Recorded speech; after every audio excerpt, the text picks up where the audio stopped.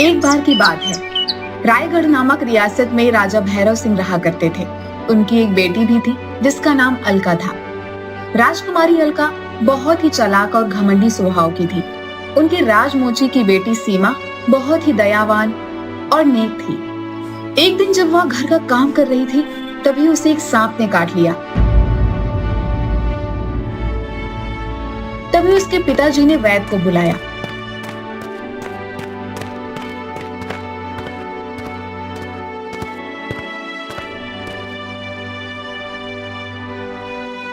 सांप का जहर खून में चला गया है। बस किसी चमत्कार से ही ये ठीक हो सकती है। सब उसे ठीक करने की आशा छोड़ देते हैं। महल की राजकुमारी अलका सीमा की हम उम्र की ही थी, लेकिन वह सीमा का बहुत मजाक उड़ाती और उसे लंगड़ी कहकर बुलाती थी। राजा की बेटी होने के कारण कोई उसको कुछ भी नहीं बोलता था। एक दिन जब वह सब खेल रही थी, चलो हम दौड़ का मुकाबला करते हैं। जो प्रथम आएगा उसे मैं अपनी नई सोने की जूतियां दूंगी। उसकी बात सुनकर सभी सहेलियां बहुत खुश हो जाती हैं। सीमा अपने पैरों की खराबी के कारण कभी ऐसे खेलों में भाग नहीं ले पाती थी। क्यों लंगड़ी, तू नहीं खेलेगी? देख ले, तुझे सोने की जूतियां नहीं चाहिए? राजकुमारी की जूतियां पाने के लालच में सीमा भी दौड़ के लिए तैयार हो गई। राजकुमारी की जूतियां तो सोने से बनी हैं। ऐसी जूतियां तो मैं सपने में भी नहीं पा सकती। मैं जी जान से मुकाबला जीतने की कोशिश करूंगी और इन जूतियों को जीत लूंगी। सीमा तेजी से भागने लगी, तभी अलका ने उसके पैरों पर अपनी टांग अड़ा दी, जिससे वह गिर गई। बड़ी आई जीतने वाली लंगड़ी कहीं की। ये जूतियां अब मेरी ही रहेंगी। मोची की लंगड़ी बेटी होने के बाद भी तो सोने चांदी की जूतियां पहनने का सपना देखती है। मानना पड़ेगा भाई, क्यों सहेलियों? दूसरी सहेलियां सीमा को उठाने में मदद करने लगी। उदास सीमा अपने घर वापस चली गई और अपने बापू के काम में मदद करने लगी। सीमा बेटी, वो सोने की चादर तो उठाना। राजा के यहाँ से राजकुमारी के लिए सोने की जूतियां बनाने का आदेश आया है।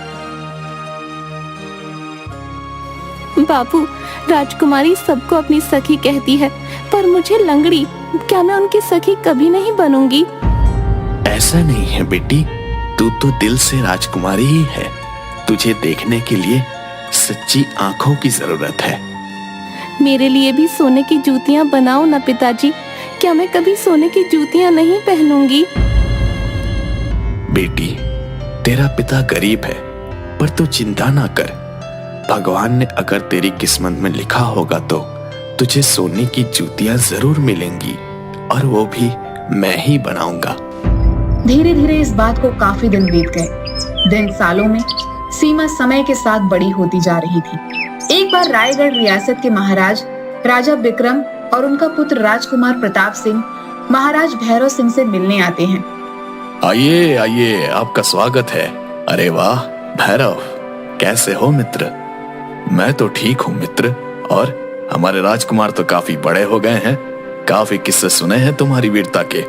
हमें बहुत खुशी है। इसी तरह अपने पिताजी का नाम रोशन करो। जी महाराज। अब सारी बातें यहीं करोगे या अंदर भी बुलाओगे? माफ करना मित्र, आओ ना, अंदर आओ। इसके बाद सब अंदर चले जाते हैं। तभी राजकुमार को कहीं से लड़कियों की हंसने की आवाज आती है।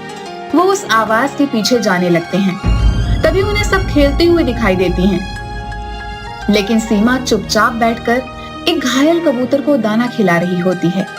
अरे, तुम उन लड़कियों के साथ खेलती क्यों नहीं? इस घायल कबूतर के साथ क्यों समय बिता रही हो? ये परिंदा अपना दर्द किसी से नहीं कह सकता। मुझे इसका दर्द दूर किए बिना चैन नहीं मिलेगा। ये सुनकर राजकुमार सीमा को देखकर मुस्कुराने लगते हैं। लेकिन तभी राजकुमारी अलका राजकुमार प्रताप के पास आकर उनसे उनका परिचय मांगती है। आप कौन हैं? मैं रायगढ़ रियासत का राजकुमार प्रताप सिंह हूँ। मैं इस राज्य की राजकुमारी हूँ। आपसे मिलकर खुशी हुई। राज्य घूमना चाहेंगे हमारे साथ? अगर आप चाहती हो तो क्यों नहीं।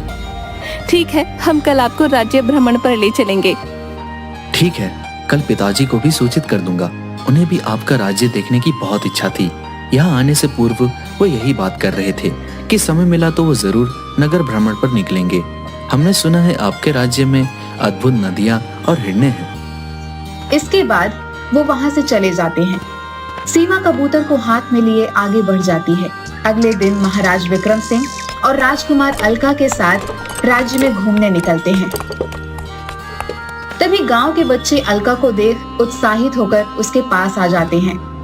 इतनी हिम्मत कि हमारी कीमती पोशाक को तुमने छुआ? बदतमीज! सैनिकों, 10 कोड़े लगाओ इसे।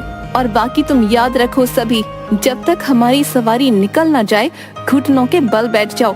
क्या तुम्हें पता नहीं हम कौन हैं? राजकुमारी के आगे जाते ही सीमा लंगड़ाते हुए वापस आती है। कैसे हो भाई? लो ये पानी पियो।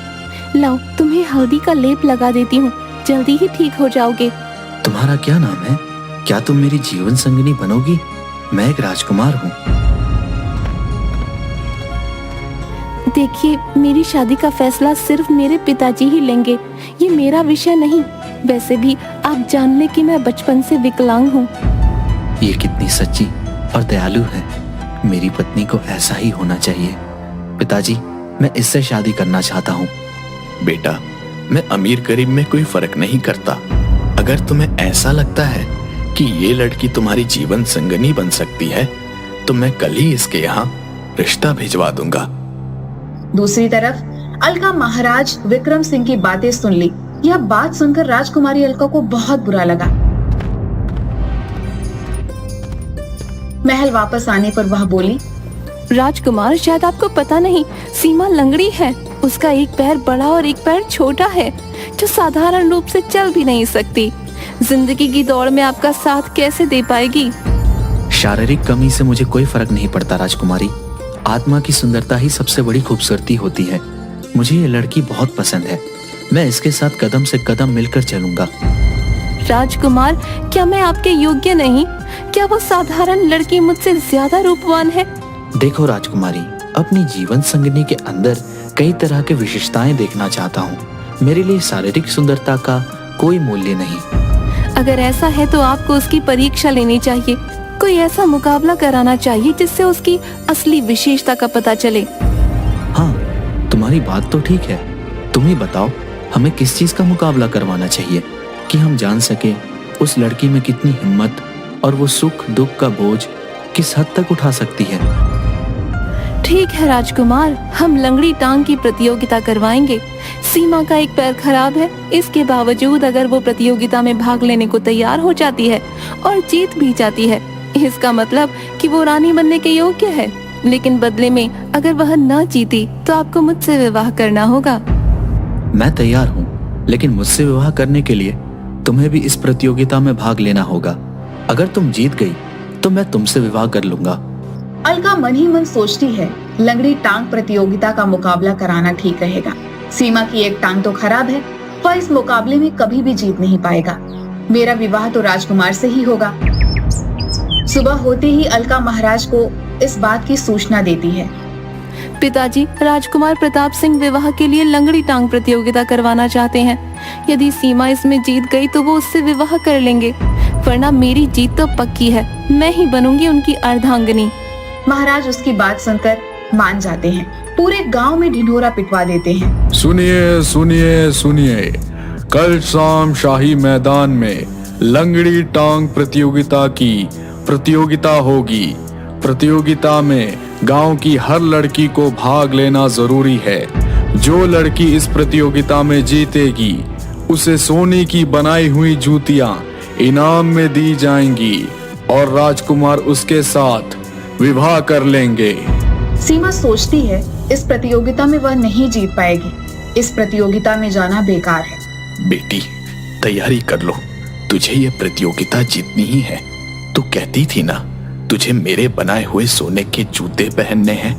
मेरा मन कहता है अब ये जूते तुझे ही मिलेंगे। नहीं पिताजी, मैं नहीं जीत पाऊंगी। सभी लोग मेरा मजाक बनाएंगे। मैं झूठे सपने नहीं देखती। मैं इसमें भाग नहीं लूंगी। पिता के बार बार समझाने पर सीमा प्रतियोगिता में भाग लेने जाती है। अलका भी प्रतियोगिता के लिए तैयार होने लगती है। वह जैसे ही जूती पैर में डालती है, उफ, इसे पहनकर दौड़ना तो नामुमकिन है। तभी सीमा वहां पर आती है। उसे देख अलका के मन में एक षड्यंत्र आता है और वह कहती है, सीमा, अरे पगली, तुम तो नंगे पैर आई हो। बड़े बड़े घरों की लड़कियां तुम्हारा मजाक बनाएंगी, लेकिन चिंता मत करो, तुम मेरी ये पुरानी जूती पहनकर इस प्रतियोगिता में भाग लेना। आखिर तुम मेरी सहेली हो, इतना तो मैं कर ही सकती हूँ। अलका सीमा को अपनी टूटी हुई जूती दे देती है, जिसके अंदर कीलें निकली हुई थी। भोली भाली सीमा अलका की जूती पहनकर प्रतियोगिता में भाग लेने के लिए तैयार हो जाती है।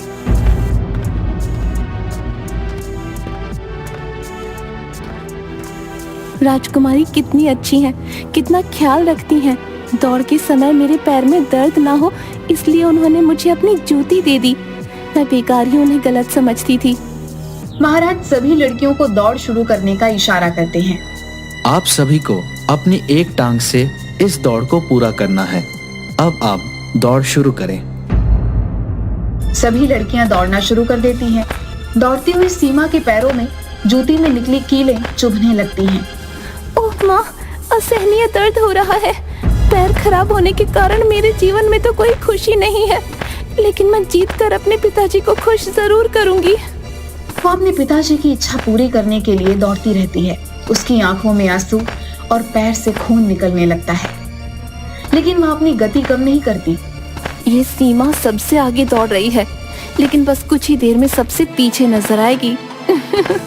अभी जूती अपना कमाल दिखाना शुरू करेगी। अलका मन ही मन पूरी तरह से निश्चिंत होती हुई धीरे धीरे दौड़ते हुए चलती है। उसकी नजर सीमा के पैर पर पड़ती है और वह हैरान हो जाती है कि जूती के बाहर काला काला खून बह रहा होता है, लेकिन सीमा की गति पहले से भी तेज हो गई होती है। ये क्या हो रहा है? ये सीमा क्या ही प्रतियोगिता जीत जाएगी? क्या इसका विवाह प्रताप सिंह से हो जाएगा? मेरे पैरों में दर्द हो रहा है, बाकी लड़कियां भी रुक गई हैं। आखिर ये सीमा क्यों नहीं रुक रही? आखिरकार सीमा प्रतियोगिता जीत जाती है, और जब उससे पूछा जाता है कि वह यह प्रतियोगिता कैसे जीती और विकलांग होने के बाद भी उसके दौड़ की गति इतनी तेज कैसे थी, तो वो कहती है, मैं सभी को बताना चाहती हूँ, मेरी जीत का कारण है राजकुमारी अलका। यदि उन्होंने अपनी कीलों वाली जूती मुझे नहीं दी होती तो मुझे दर्द नहीं होता। इस दर्द के कारण मैं जल्दी से जल्दी इस प्रतियोगिता को पूरा कर लेना चाहती थी। अलका शर्मिंदा होकर अपना सर झुका लेती है और राजकुमार प्रताप सिंह, सीमा, इस लंगड़ी टांग प्रतियोगिता के जीत के इनाम सोने की जूतियों के साथ मैं ये ऐलान करना चाहता हूँ कि मैं तुम्हें अपनी पत्नी बनाना चाहता हूँ। क्या तुम्हें कोई ऐतराज है? राजकुमार, मैं एक साधारण लड़की होने के साथ साथ विकलांग भी हूँ। आपके लिए उपयुक्त जोड़ राजकुमारी अलका ही है। अरे बेटी, तुम तो बिल्कुल सामान्य तरीके से खड़ी हो। ये तो चमत्कार है, मेरी सीमा ठीक हो गई है। सीमा अपनी टांग देखने के लिए जूती उतारती है तो वो हैरान रह जाती है, क्योंकि उसकी टांग बिल्कुल सामान्य हो गई थी। कीलों के लगातार चुभते रहने से सांप का पुराना जहर उसके खून के साथ बाहर निकल गया था।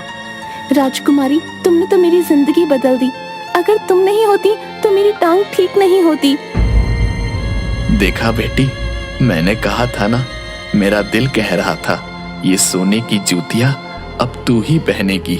जा बेटी, राज कर अब। तू जीवन की हर दौड़ में हमेशा जीतते रहेगी। अलका मन ही मन शर्मिंदा होती गई। सीमा, राजकुमार का सही जोड़ तुम ही हो। तुम्हारे आगे आज खुद को मैं बहुत छोटा महसूस कर रही हूँ। मैंने जानकर तुम्हें टूटी जूतियां दी थी ताकि तुम हार जाओ। मुझे माफ कर दो सखी। राजकुमारी ने सीमा को गले से लगा लिया और सीमा की शादी राजकुमार के साथ हो जाती है, जिससे राजकुमार उसे अपने हाथों से सोने की जूतियां पहनाता है और सब खुशी खुशी रहने लगते हैं।